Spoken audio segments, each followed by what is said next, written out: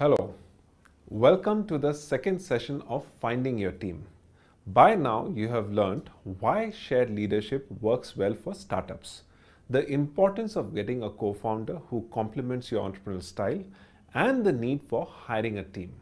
You have also completed an assignment in which you define the roles that need to be filled within your business.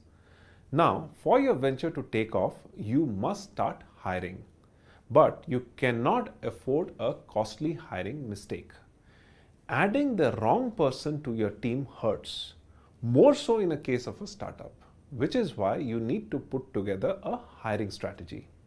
If you have decided to hire one or more co-founders for your business, here are a few things you would need to do. First, you must know exactly why you need a co-founder or co-founders.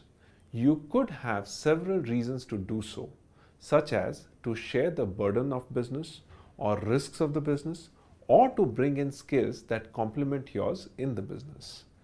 Next, you need to create the co-founder profile or profiles. Then, figure out where and how to find the people to fit these profiles.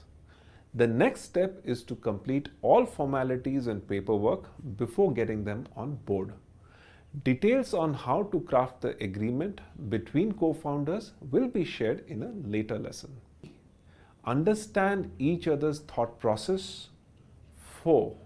Motivate each other to succeed. 5th, divide roles, responsibilities, and shareholding. Last but not the least, decide who's going to lead the organization. It can be either one of you, or you can take turns with the co-founder or other co-founders. With the co-founder on board, it is now time to put together the team, and that is what we'll look at next. When you decide to start hiring a team for your company, there is a hiring strategy that you will need to adopt. So what should the strategy be? The best hiring strategy is don't hire. Delay hiring for as long as you can, because hiring a team is a cost to the company and a responsibility. It could also put a strain on the limited resources of your company. Therefore, if you plan to hire, do so only if the founding team is unable or unequipped to cope with the workload. The next question is, on what terms do you plan to hire? You could choose to hire interns, freelancers, contractual employees, or full-time ones. It is always better to have a limited number of full-time employees in a startup. You also need to decide on the typical skill set for which you need to hire. To do so, think through a few questions carefully. For example, do you need technical people such as coders and designers? Do you need management professionals to take care of administration, marketing, sales, production? Do you need skilled and semi-skilled workers such as welders, drivers, electricians? Does your startup also require unskilled staff like delivery boys?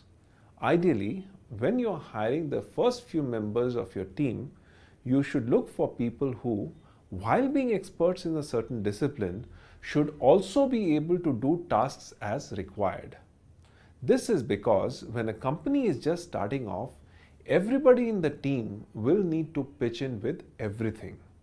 The candidates should be passionate about learning and growing. Once you have finalized the skill set, you will need to create job descriptions for the roles that need to be filled. You then need to post advertisements for these positions using the respective job descriptions.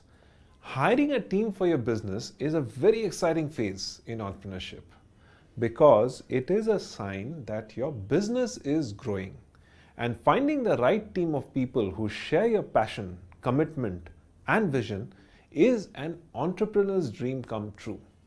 But let me repeat, before you actually start hiring a team, it is very important to ensure that your business can afford to hire, and more importantly, that it is absolutely necessary for you to start hiring. With that, I take your leave. Have a good day.